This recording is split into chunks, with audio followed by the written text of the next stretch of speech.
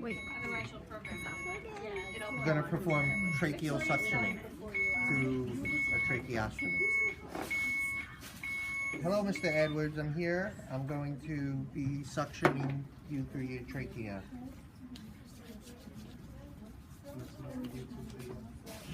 Could you please tell me your name and date of birth?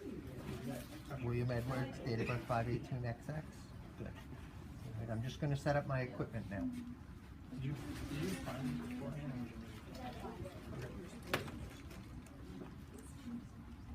Put the suction tubing to the patient portion of the suction canister.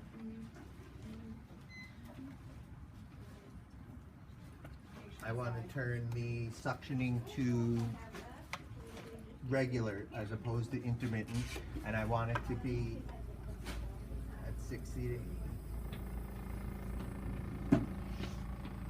I'm now going to open my sterile packaging. This is a kit, so it has all the pieces in it.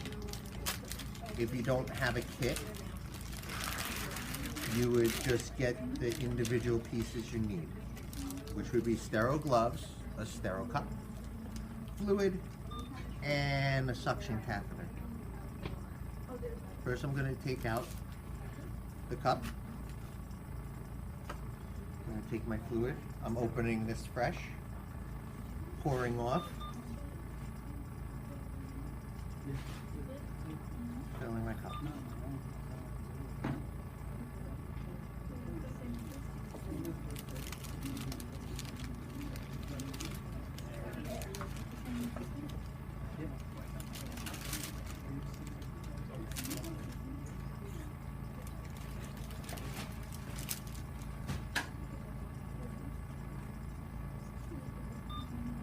Gloves are stuck together.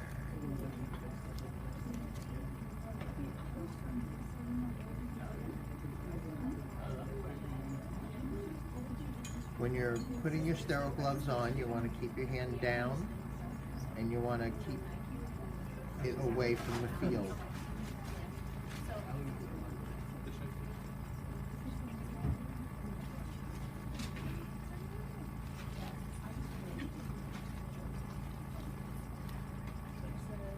On the second glove, you grab the underneath the cuff and hold it, keeping your thumb away. This thumb I keep tucked so it can't potentially contaminate.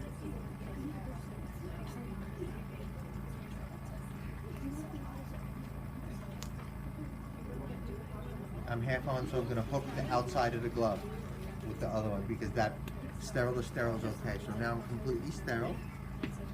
I'm going to take out my suction catheter. When I pull this out, I want to control it. I don't want it flopping around.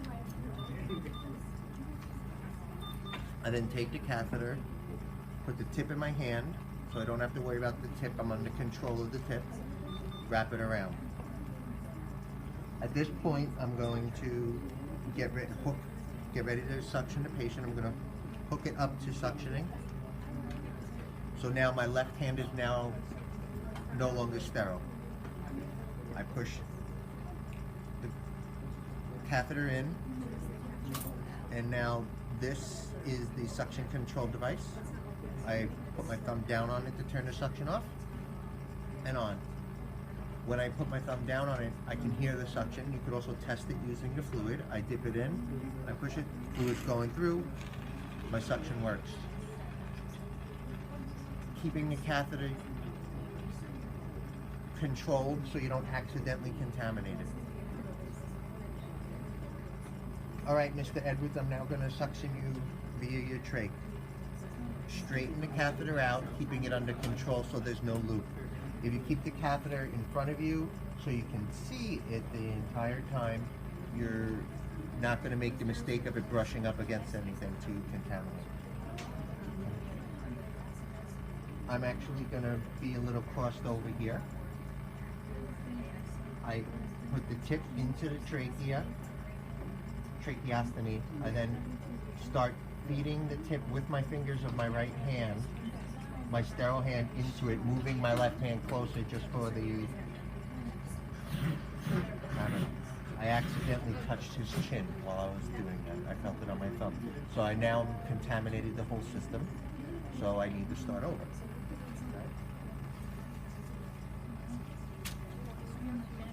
I'm going to assume sterility from this point forward.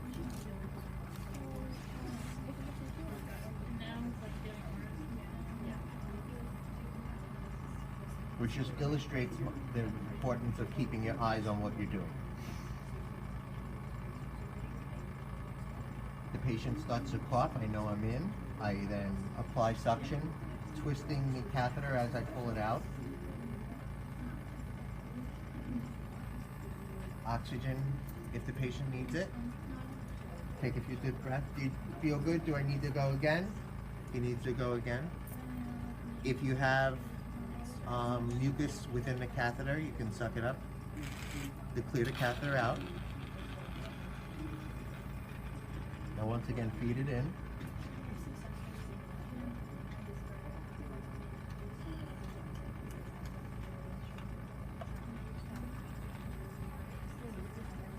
Mr. Edwards says that's good. So to dispose of the catheter, I just take it off.